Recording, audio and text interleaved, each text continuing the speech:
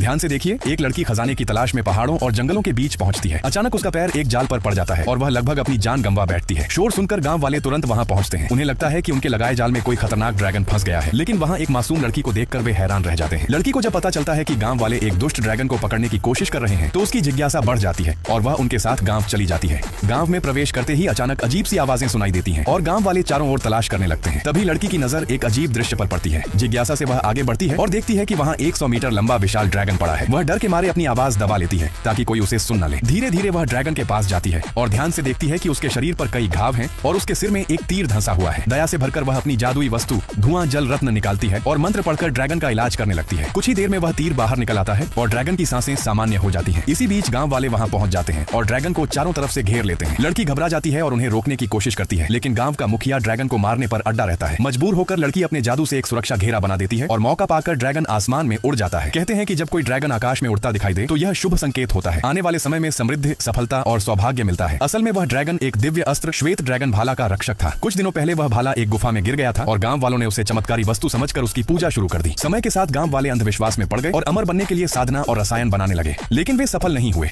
बल्कि उनकी मानसिक स्थिति बिगड़ने लगी। गांव वालों की रक्षा के लिए ड्रैगन ने पूरे गांव को धुंध में छिपा दिया, जिससे आसपास के लोग डर गए और ड्रैगन को मारने की तैयारी करने लगे। लड़की द्वारा ड्रैगन को भगाने के कारण गांव वाले उसे दोषी ठहराते हैं और उसे बंदी बना लेते हैं। समाधान के लिए वे एक तांत्रिक को बुलाते हैं। वह तांत्रिक लड़की को अजीब नजरों से देखता है, मानो उसकी सुंदरता से मोहित हो गया हो। वह लड़की के साथ खेल खेलने की कोशिश करता है। तभी अचानक एक भाला दरवाजा तोड़कर अंदर आता है और एक युवक उससे भिड़ जाता है। दोनों के बीच जोरदार मुकाबला होता है और अंत में लड़की को बचा लिया जाता है। तभी धुंध से एक गांव वाला बाहर आता है। तांत्रिक तुरंत आगे बढ़कर एक क्रिया करता है जिससे उसके मुंह से काली गोली निकलती है।